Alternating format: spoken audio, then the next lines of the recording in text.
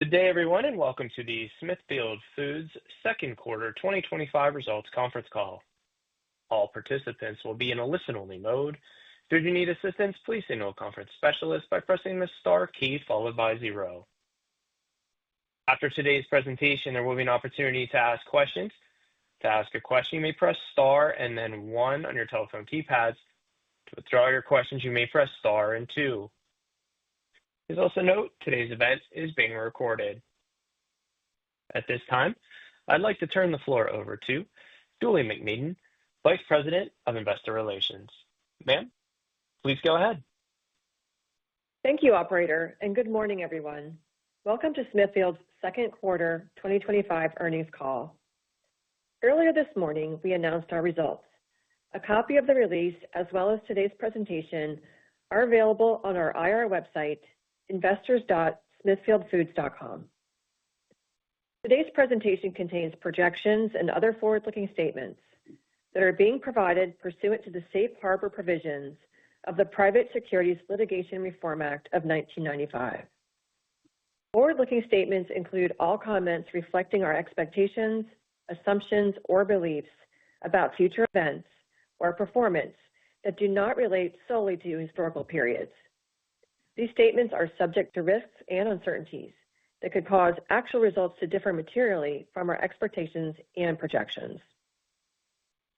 These risks and uncertainties include, but are not limited to, the factors identified in the release, in our annual report on Form 10-K, our quarterly reports on Form 10-Q, and our other filings with the Securities and Exchange Commission. The company undertakes no obligation to update or revise publicly any forward-looking statements, whether because of new information, future events, or other factors. Please refer to our legal disclaimer on slide 2 of the presentation for more information. Today's presentation will also include certain non-GAAP measures, including but not limited to adjusted operating profit and margin, adjusted net income, adjusted earnings per share, and adjusted EBITDA. For a reconciliation of these and other non-GAAP measures to the corresponding GAAP measures, please refer to our earnings press release and our slide presentation on our website. With me this morning are Shane Smith, President and CEO, Mark Hall, CFO, Steve France, President of Packaged Meats, and Donovan Owens, President of Fresh Pork. I will now turn the discussion over to Shane. Shane? Thank you, Julie. Good morning, everyone. I am pleased to report that we delivered record second quarter adjusted operating profit of $298 million. That's up 20% from adjusted operating profit of $248 million in the second quarter of 2024. In addition, our adjusted operating profit margin of 7.9% improved from 7.3% in the second quarter of 2024. Our record second quarter results demonstrate the resilience of our business model as we successfully navigated a dynamic consumer spending and geopolitical environment. We grew sales and volume in our packaged meats segment, demonstrating the power of our iconic brand portfolio, which continued to deliver quality and value across all price points. Our fresh pork segment also increased sales and volume as it adeptly managed short-term disruptions in certain export markets, and our hog production segment continued to increase profitability. With a solid first half performance combined with a more favorable full-year outlook for hog production, we have raised our full-year outlook. Looking at profit by segment, our packaged meats segment delivered adjusted operating profit of $296 million with an adjusted operating profit margin of 14.2%. As we successfully navigated higher raw material input costs and a cautious consumer spending environment with our well-diversified portfolio of products and price points. We also continue to achieve operating efficiencies and cost savings. Our fresh pork segment reported adjusted operating profit of $30 million with an adjusted operating profit margin of 1.4%. This was up from $17 million and 0.9% in the second quarter of 2024. Our team demonstrated agility in executing our strategy to maximize product values through our multiple channels. We help maximize profitability through our ability to flex production over the course of the quarter. We navigated the China tariff disruption, minimizing the impact by selling into alternative countries and channels and subsequently resuming shipments to China. The team also continued executing our operational strategies, resulting in improved cost and efficiency. Our hog production segment delivered adjusted operating profit of $22 million versus a loss of $10 million in the second quarter of 2024. The increase was driven by improved market conditions and a more efficient cost structure on our retained farms. We achieved strong year-over-year profit improvement during the quarter, despite recognizing a loss of approximately $15 million related to mark-to-market derivative instruments. Our hog production segment is performing well this year. Given solid execution on our internal efficiency initiatives, combined with more favorable market conditions, we have raised our full-year hog production segment operating profit outlook by $50 million. In summary, we delivered record second quarter adjusted operating profit through disciplined execution on our strategies and our relentless focus on continuous operating improvement. Our performance underscores the strength of our experienced executive team as we navigated a dynamic consumer spending and tariff environment. Our balance sheet and financial position are solid. We have ample financial flexibility to support our growth strategies and deliver value for our shareholders over the long term. Now turning to our outlook for fiscal 2025. I'm pleased to report we've raised our outlook for adjusted operating profit, driven primarily by our increased outlook for our hog production segment. Mark will share more details in a few minutes. Now I'll turn to our key growth strategies.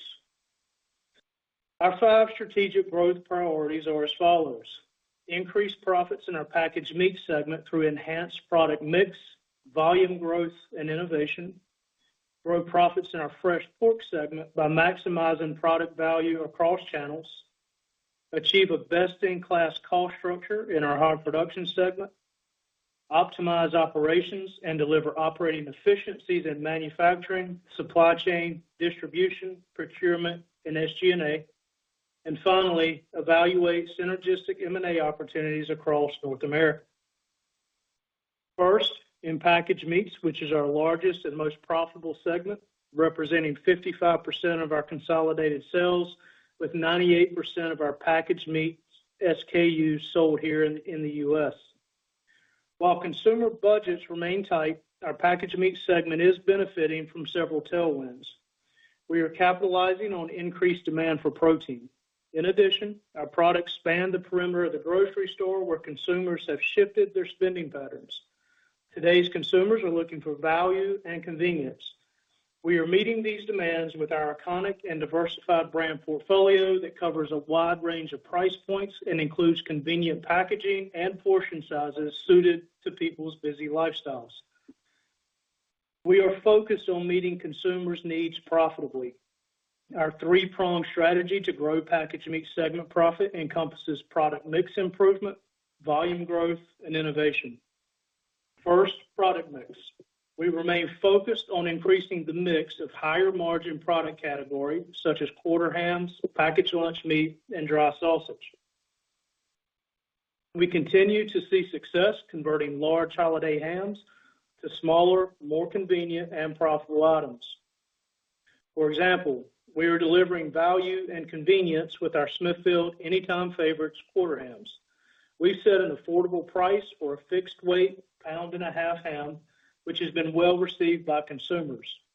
We've grown unit share in this category to 30% for the first 6 months of 2025, up from 18% for the first 6 months of 2024, according to Circana.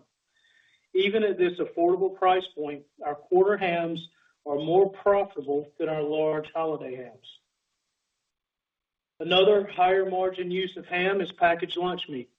Based on Circana data for the 6 months ended June 29, 2025, our Smithfield Prime Fresh packaged lunch meat posted the largest dollar share gain for the packaged lunch meat category, up 1.1 percentage points.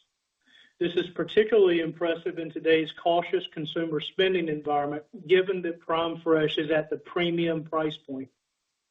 We are also capitalizing on the popularity of pepperoni and salami to grow our higher margin dry sausage mix. According to Circana, for the 6 months ended June 29, 2025, Smithfield Foods is the #2 branded dry salami and pepperoni vendor, and we are growing volume share. Second, volume. We continue to expect packaged meats volume to be up about 1% year over year, led by packaged lunch meat and other categories as we deliver quality protein at a good value to consumers. We are currently the #2 branded provider of packaged meats by volume in the key categories in which we operate. 10 of these categories have a market size of more than $1 billion, and we strive to grow volume and market share in each of these categories. In today's economy, our ability to deliver value with a portfolio of quality branded products spanning multiple categories and price points is an important competitive advantage for Smithfield. We are able to attract and retain consumers even in a challenging spending environment. Packaged lunch meat is a great example, with our portfolio ranging from our Gwaltney brand at an entry price point all the way up to our premium brand, Smithfield Prime Fresh. Value seekers are also turning to private label, which is a key competitive advantage for Smithfield. Retailers and food service operators are elevating their private label offerings, and they look to us as a trusted partner who consistently and reliably deliver high-quality products at scale. Our ability to deliver private label at scale strengthens our customer relationships. We pride ourselves on delivering outstanding service to our retail and food service customers. By taking a strategic, multi-year planning approach, we help drive increased sales for us and our customers. Next, product innovation. We have a deep innovation pipeline. New concepts are continuously developed based on consumer research and in conjunction with our retail and food service customers. These new products target consumers through line extensions of our trusted brands, new flavors, and more convenient packaging and sizing options. A good example of an innovative product that aligns with evolving consumer preferences for convenient meal solutions is our pre-cooked half-rack of ribs offered at an attractive price point and size. According to Circana, this product grew share volume by 1.4 percentage points for the 6 months ended June 29, 2025. Our food service business posted strong sales growth in the second quarter and in the first half, and innovation is at the forefront of helping our food service partners keep their menus fresh. During the first half of 2025, we executed over 30 limited-time offers within our strategic national chain partners in the U.S. In January, we launched Smithfield Select into the food service ready-to-eat bacon category. This premium, thick-cut product delivers superior flavor to our restaurant partners while helping them save labor, cost, and time in their kitchens, and we are seeing that reflected in strong volume growth. We have some exciting new product innovations scheduled for later this year that I look forward to sharing with you on future calls. Now let's talk about our second core growth strategy, increasing our fresh pork segment profitability. We are focused on growing fresh pork operating profit in 2025 by maximizing the net realizable value of each hog and driving best-in-class operating efficiency. I'm very proud of our fresh pork team who delivered higher second quarter sales and adjusted operating profit in the face of tighter gross market spreads and a dynamic tariff environment. This is a testament to our relentless focus on optimizing product values, achieving operating efficiencies, and containing costs. We continue to closely monitor the tariff and geopolitical environment, which remains fluid. While we are not immune to the impacts of tariff, we have built flexibility into our system and established multiple outlets for our fresh pork products, as demonstrated in the second quarter. We believe our 2025 operating profit outlook range for fresh pork addresses tariff risk. We have a seasoned team skilled at leveraging multiple channels to maximize profitability, underscoring one of the main competitive advantages for our leadership position as the #1 pork processor in the industry. Now to our strategy to optimize our hog production segment. Our hog production segment reported a $22 million adjusted operating profit in the second quarter compared to a loss of $10 million in the second quarter of last year. We continue to benefit from both improved industry market conditions as well as our focus on operating a best-in-class cost structure on our retained farms.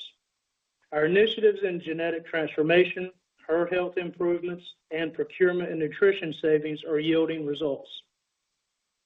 Based on the strong first half performance for hog production, combined with a more favorable market outlook for the second half, we are raising our anticipated full-year adjusted operating profit range by $50 million.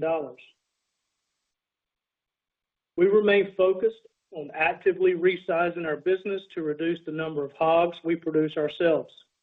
We are on track to achieve our medium-term goal of internally producing approximately 30% of the needs of our fresh pork segment. We expect to produce approximately 11.5 million hogs in 2025, which is roughly 40% of the needs of our fresh pork segment. This is down from 14.6 million in 2024 and from a high point of 17.6 million in 2019. Next, our strategy to optimize operations and deliver operating efficiencies in manufacturing, supply chain, distribution, procurement, and SG&A. We continue to reap the benefits of our investments in automation, as well as our multi-year efforts to drive operational efficiencies by eliminating waste and maximizing throughput. Automation has enabled us to redeploy labor to higher value activities, as well as to reduce our overall labor count, helping to offset inflationary pressures. We also continue to refine and optimize our transportation and logistics activities. Across the entire company, we are driving a culture of continuous improvement.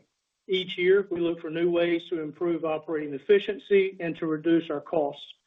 We expect efficiency savings to again contribute to enhanced profitability in 2025. Finally, we continue to evaluate opportunistic M&A in North America to support our growth strategies. We will remain disciplined in evaluating complementary and synergistic opportunities. In summary, we delivered record second quarter adjusted operating profit and a strong first half performance. We are well positioned to achieve our increased outlook for 2025 and to continue to support our growth and market leadership over the long term.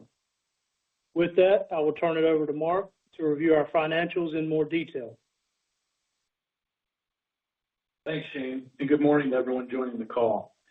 In the second quarter, we delivered $298 million in adjusted operating profit, an increase of 20.1% versus the prior year, marking a record second quarter and reflecting the resilience of our business model. We achieved higher adjusted operating profit dollars across each of our three segments. We ended the second quarter with a strong balance sheet, and we have the financial flexibility to invest in growth and return value to our shareholders. Turning to the details of our second quarter results, starting with the consolidated results and then a review of our performance by segment. Consolidated sales in the second quarter were $3.8 billion, representing an 11% or $374 million increase compared to the prior year. This was driven by sales growth across all segments. We delivered record second quarter adjusted operating profit of $298 million and an adjusted operating profit margin of 7.9%, compared to an adjusted operating profit of $248 million or 7.3% in the second quarter of 2024.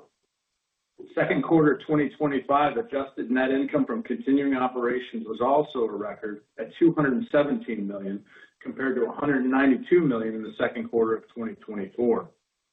Adjusted EPS was 55 cents per share, compared to 51 cents per share during the second quarter of 2024. Now on to our second quarter segment results. Packaged meat segment delivered second quarter adjusted operating profit of $296 million and a healthy adjusted operating profit margin of 14.2%, despite higher raw material costs and a greater mix of lower margin ham sales due to the Easter sales mix shift. Second quarter packaged meat sales of $2.1 billion increased by 6.9% compared to the second quarter of 2024. This was driven primarily by a 4.5% increase in our sales volume, which reflected the later Easter holiday this year. The strength of our packaged meats portfolio is evidenced by the fact that we grew sales volume in the second quarter by more than 1% when excluding the holiday ham sales. Second quarter sales also benefited from a 2.3% increase in average selling price. The higher average selling price was driven by higher market prices for the pork value chain, with key raw materials such as bellies up 24% and trim up 10 to 14% year over year. Additionally, the higher average selling price was influenced by our continued favorable product mix shift to higher margin items such as lunch meat and dry sausage. Next, in fresh pork. For the second quarter of 2025, we delivered adjusted operating profit of $30 million and an adjusted operating profit margin of 1.4%. This was up from $17 million and 0.9% in the second quarter of 2024. In the second quarter of 2025, the industry market spread was compressed versus last year, and we faced short-term tariff disruption. The team successfully grew adjusted operating profit versus last year by executing our best sales strategy, by flexing production over the course of the quarter, and by delivering cost savings. Fresh pork segment sales of $2.1 billion increased 5% year over year, primarily driven by a 3.3% increase in average selling price and a 1.7% increase in volume. Turning now to hog production, we're pleased to report adjusted operating profit of $22 million for the second quarter of 2025 versus a loss of $10 million in the second quarter of 2024. The substantial increase was driven by improved commodity markets as well as actions we've taken to optimize our operations. Second quarter 2025 hog production segment sales of $840 million increased by 8.4% year over year. This was despite a 24% or approximately 850,000 head reduction in the number of hogs produced. The second quarter sales increase was primarily due to increased external grain and feed sales of $116 million, as well as approximately $103 million for the sale of commercial hog inventories and other goods and services to our new joint venture partners. Our average market hog sales price was flat year over year, inclusive of the effects of hedging, while the CME lean hog index was up 4%.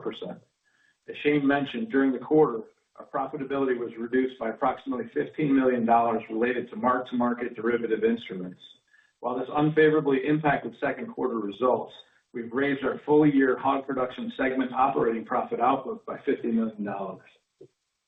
Adjusted operating profit for our other segment, which includes our Mexico and bioscience operations, of $7 million in the second quarter, was flat to the second quarter of last year. Our corporate expenses came in $6 million below the prior year, reflecting our disciplined cost management strategies. Next, let's review our strong balance sheet and financial position. At the end of the second quarter, our net debt to adjusted EBITDA ratio was 0.7 times, well below our policy of less than 2 times. Our liquidity at quarter end was $3.2 billion, including $928 million in cash and cash equivalents. This is well above our policy threshold of $1 billion of liquidity. Capital expenditures for the first 6 months were $158 million compared to $173 million in the first half of 2024. More than 50% of our capital investments this year are to fund projects that will drive both top and bottom line growth. This consists primarily of various plant automation and improvement projects as we continue to lower our manufacturing cost structure and better utilize labor. Reinforcing our commitment to return value to shareholders, on April the 22nd and May the 29th of this year, we paid quarterly dividends of 25 cents per share. On July 31st, we announced a quarterly dividend of 25 cents per share to be paid on August the 28th, and we expect to pay $1 per share in annual dividends this year, subject to the board's discretion. Now to our outlook for fiscal 2025, which we raised this morning given strong first half performance as well as our forward outlook. While we continue to navigate a dynamic consumer spending and tariff environment, we still expect to continue to increase profitability by executing our core strategies that Shane reviewed. First, we anticipate that total company sales will increase in the low to mid-single-digit % range compared to fiscal 2024. And please note that for comparability purposes, our sales outlook excludes the impact of our hog production segment sales to the newly formed joint venture partners. Our outlook for segment adjusted operating profit is as follows. For our packaged meat segment, we still anticipate adjusted operating profit in the range of $1.05 billion to $1.15 billion. For fresh pork, we still anticipate adjusted operating profit of between $150 million to $250 million. And as Shane mentioned, we continue to execute our best sales strategy in response to recent tariff actions, and we believe our 2025 range for fresh pork addresses the risk that China or other export market tariffs could again be prohibited. For hog production, we've raised our anticipated adjusted operating profit range by $50 million to between break-even to a profit of $100 million. And as a result, we now anticipate total company adjusted operating profit in the range of $1.15 billion to $1.35 billion, fully reflecting the $50 million increase in hog production. Our total company operating profit outlook reflects continued efforts to more than offset inflation through cost savings and efficiency initiatives. In summary, today we raised our outlook for 2025 based on solid first half results, an improved outlook for hog production, and our continued expectation that we can generate operating profit growth even as we navigate a dynamic consumer spending and tariff environment. Now I'll ask the operator to open up the call for Q&A. Operator? Ladies and gentlemen, at this time we'll begin the question and answer session. To ask a question, you may press star and then one using a phone. To withdraw your questions, you may press star and two. If you are using a speakerphone, we do ask that you please pick up the handset prior to pressing the keys to ensure the best sound quality. Once again, that is star and then one to join the question queue. Our first question today comes from Ben Toyer from Barclays. Please go ahead with your question. Yeah, good morning. Shane, Mark, thanks for taking my question. Congrats on a very strong second quarter. Two quick ones. So first one really within packaged meat, and thanks for sharing a lot of details already in the presentation, but wanted to understand a little bit better what you've been seeing in terms of like consumer shift maybe within your brands on the portfolio and how much potentially has shifted into private label. So any commentary additional that you can make in terms of like trends within your portfolio, that would be great. And then my second question really is, as you look at your the hog production obviously being very strong, clearly that does have a negative impact into your fresh pork business to a small degree. So just wanted to understand what you're seeing for in terms of like profits in between one and the other. How do you feel about the current visibility of the hog price, let's put it this way, and how it impacts on one side hog production, but then on the other side fresh pork? Thanks. Okay, thanks, Ben. For your first question, maybe I'll kick it over to Steve to talk about what we've seen from a consumer standpoint. Sure. So I appreciate the question, and obviously we spend a lot of time looking at all the different topics that I guess are involved in the question that you just asked. But as far as a retail perspective, so at a high level for the retail side of the business, really for food and beverage spending, we still see it's pretty soft, and that's really to ongoing economic challenges. So we see that consumers are hesitant. Weather has certainly been unpredictable, and inflation is still putting pressure on consumers' wallets. So while confidence has picked up a bit in June after a slow start to the year, it's still not where it was last year. And consumer demand really remains resilient but cautious, I would say, in 2025, shaped by inflation fatigue, shifting value perceptions, and evolving household behavior. So with that said, we're very pleased with where we ended up in Q2. So if you look at some of the numbers that were just reported from a sales perspective, we're up almost 7% on sales, and volume was up 4.5%. And specifically to our brand, so if you look at Circana data for Q2, our volume share was actually up 60 basis points, which outperformed our key competitors. And I would say that these are very impressive results when you consider that we have not increased promoted volume. So our first half sales are up 4%, which really speaks to the loyalty of our brands and our strategy to diversify across price points. And then the other comment or question that you had was really on private label.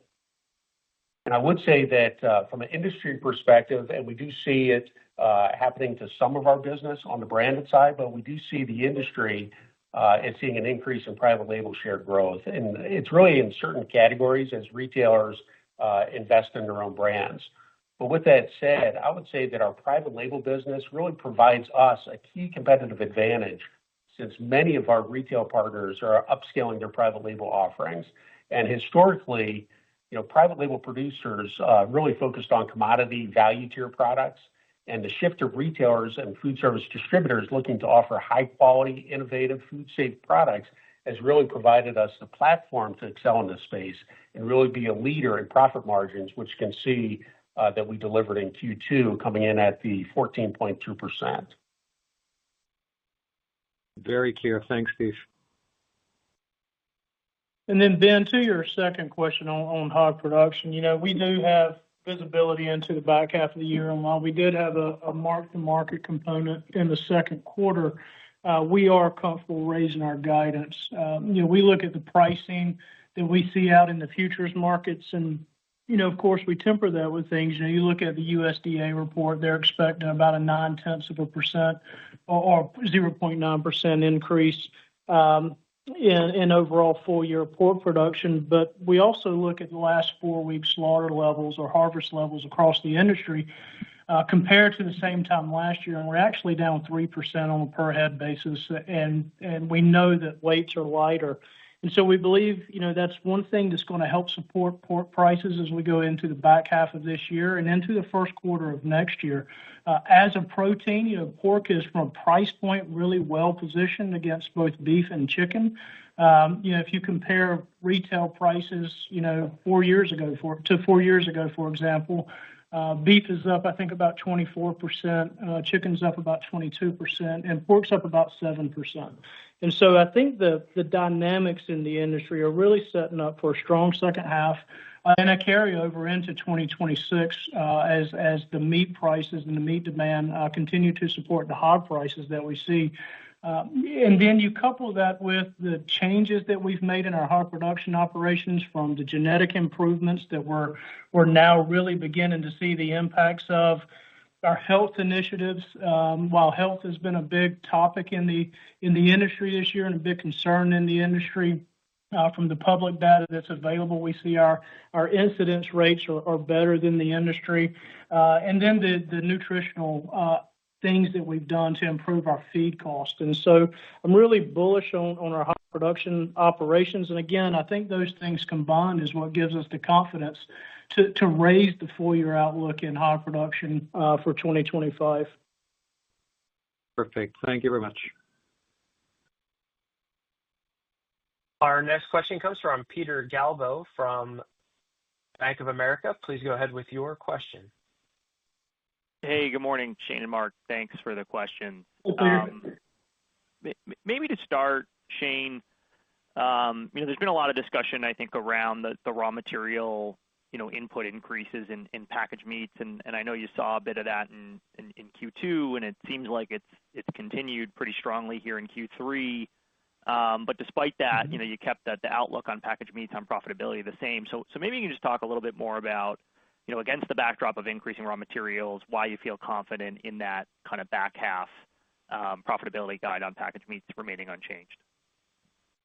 Yeah, maybe I'll start off, and Steve, you can jump in here as well. One of the things our packaged meats business has really done well, and not just this year, but over the past few years, is really becoming efficient in our cost structures. And so, Peter, we've talked about on previous calls, the things we've done to simplify that business through SKU reductions, through investments in automation and technology, to improve the overall cost structure. Now, there is no doubt that this year we have really been faced with high raw material costs. As Mark mentioned, bellies are up in excess of 20% and trim anywhere from 10 to 14%.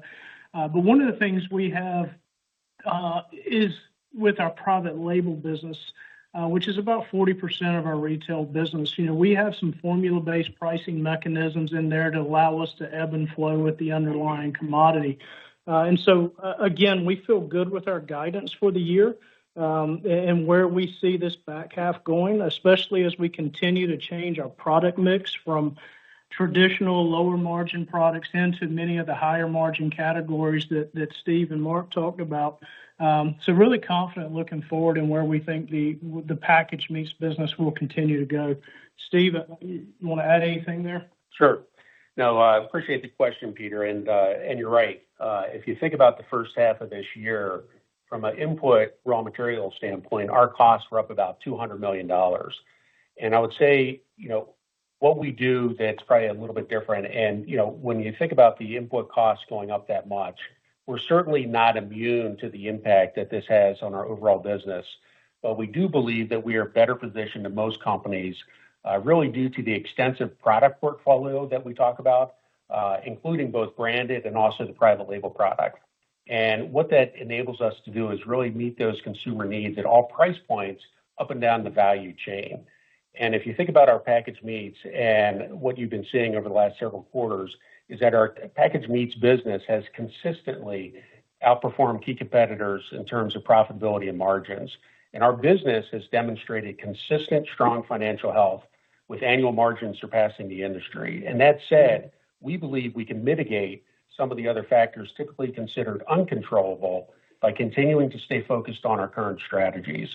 So one is our strong brand portfolio, and it really provides us the ability to market our products to customers and consumers across multiple categories and also the price points. And this really helps us to attract and retain consumers as they move up and down that value spectrum.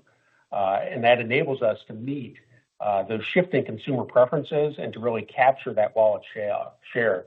And I would say the big thing is if they do decide to switch into private label, we are well positioned to maintain that consumer in a private label product that there's a good chance that was produced by us. So as we continue to see a shift in retail to more upscale private label, as I mentioned before, it really benefits the structure that we have from our capabilities at the plants and also the ability to, the redundancy that we have from a production standpoint.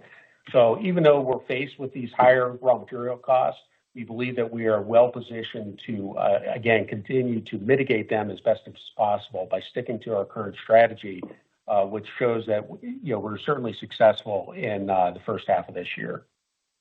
Great. Thank you for that. And just as a follow-up, Mark, on the hog production side, I think if I did the math right based on the 10Q, you're hedged for about, I think, half of your hog production needs in the back half of the year. And so maybe there was a bit of an expectation that you would have taken up the hog production profitability a bit more, but potentially that the mark-to-markets and hedging are keeping that a bit conservative in the back half. So can you just touch on the dynamic in the quarter around the mark-to-market, how that hedging is impacting the second half, and again, whether that is the right way to think about potential conservatism into the back half in 26 on hog production?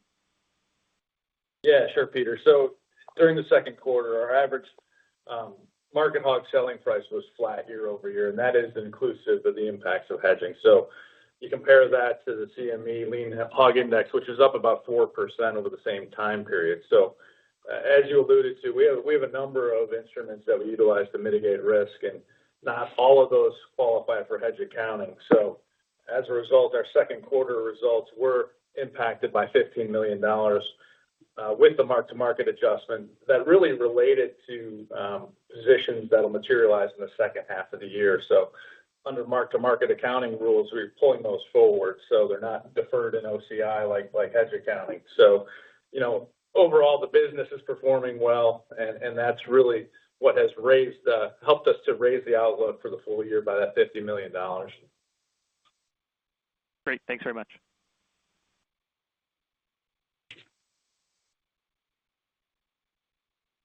Comes from Megan Clapp from Morgan Stanley. Please go ahead with your question.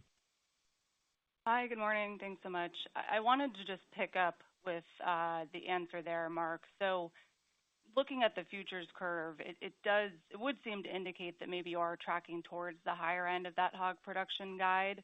especially because those mark-to-market positions are going to materialize in the back half of the year. So it seems like more of a timing impact. Shane, I think you used the word tempered in a response earlier. So maybe we'd just love to get your thoughts on, the range is still quite wide. So, how you're thinking about looking relative to the futures curve and whether the high end is, kind of more likely at this point. Thank you. Yeah, I think that's a fair way to look at it, Megan, right now with where the futures curve is right now. The range is still the 100 million that we had quoted at the beginning of the year, but we did raise that by 50, but I'd say it leans towards the higher end. Okay, great. That's clear and helpful. And then maybe just to follow up as well on packaged meats, Shane, I think in your prepared remarks, you said you expect volumes to be up 1% for the year. The first half came in flattish. I think if I'm doing my math correctly, I think you talked about still some consumer spending uncertainty. So maybe you could just talk about what's underpinning what seems to be an acceleration in volume performance in the second half of the year in packaged meats. Thanks. Steve, you want to talk about? Sure. Yeah. So obviously, we have when you think about Q2 and where we ended up on a volume perspective. So volume was up at 4.5%. I believe the 1% you're talking about is Mark's reference. If you exclude the impact of seasonal hams, that volume would have been up that 1%. So when we look at really the remainder of the year, we're confident in, if you think about what I just kind of walked through with the strategy of packaged meats and sticking to that strategy of really leveraging our brands and also the pricing strategy, the mix optimization, innovation plays a big key of that. So we have new innovative items that'll be rolling out this back half of the year. Some have just gotten into the marketplace.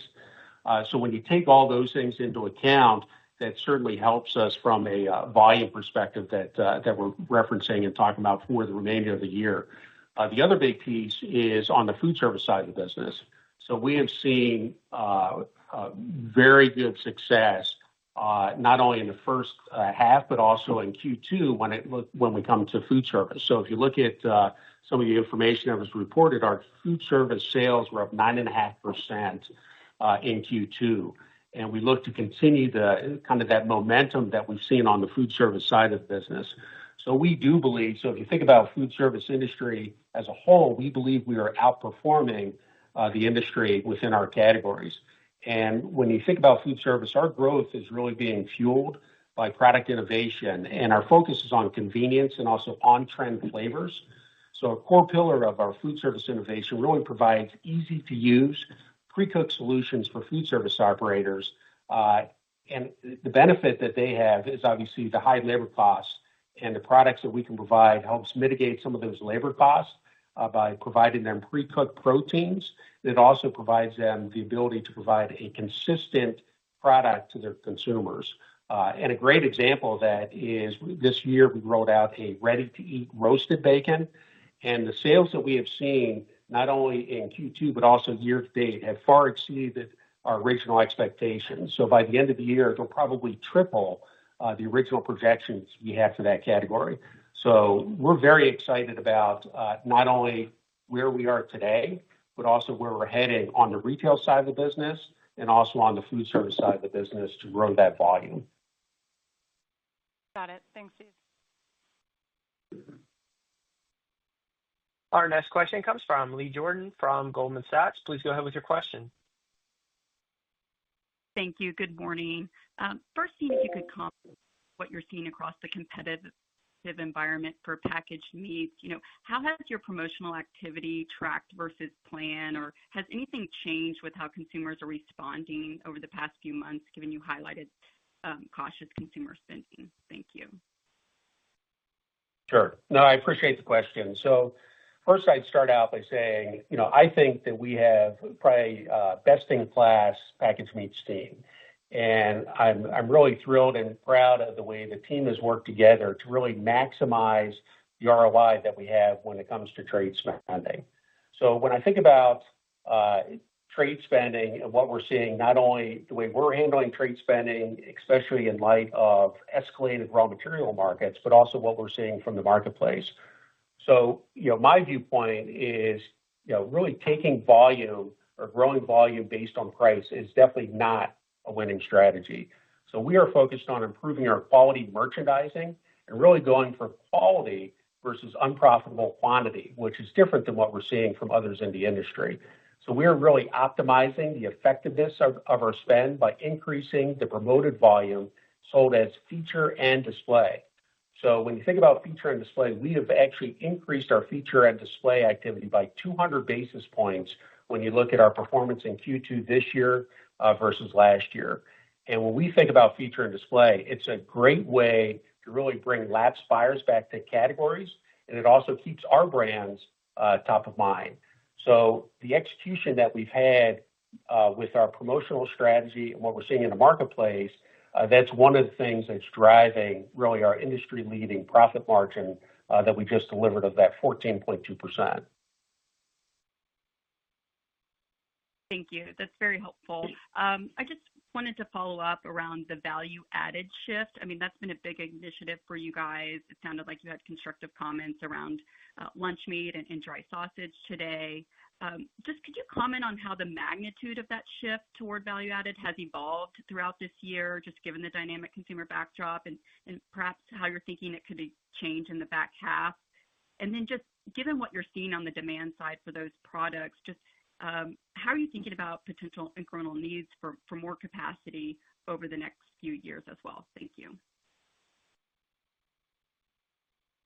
Yeah, so it's a great question, and I would say that's one of the key things to really the success that we've been seeing so far this year. So it's been a major initiative over the last couple of years to really shift our focus from commodity-based items, as Shane had kind of walked through that example, when you think about seasonal hams and the number of units that we can sell when you look at seasonal hams, and then taking that seasonal ham and converting that into a value-added, convenient ham, pre-sliced or quartered ham, that easier to use, more of a year-round item for that consumer. Obviously, we sell a tremendous number of units compared to one or two seasonal hams throughout the year, and we've seen really a great amount of consumer acceptance as we've made that change. So those ham items that we've converted to are actually a net weight item now versus random weight. And we've actually seen, so you think about the potential volume impact of making that change, because it is a smaller size item, but we've actually been able to grow that volume substantially because of the consumer acceptance and the ease for that retailer to actually market those items. So it's been a big win within that category. So, you asked a question on, capacity. So that is one thing that we look at. And as we look at our capital spend for packaged meats, a big piece of that is really on the investments we're going to make from a capacity standpoint to really focus on these value-added categories, such as the conversion of commodity items into value-added items. And that is a big focus, and we continue to see kind of that winning strategy take effect in our overall results. Yeah, the only thing I would add, Leah, and to add on to Steve's point, and Mark talked about it in his comments, that is, 50% of our CapEx is looked at top and bottom line growth, and packaged meats capacity in key categories, higher margin categories, is absolutely where we're looking to invest our money.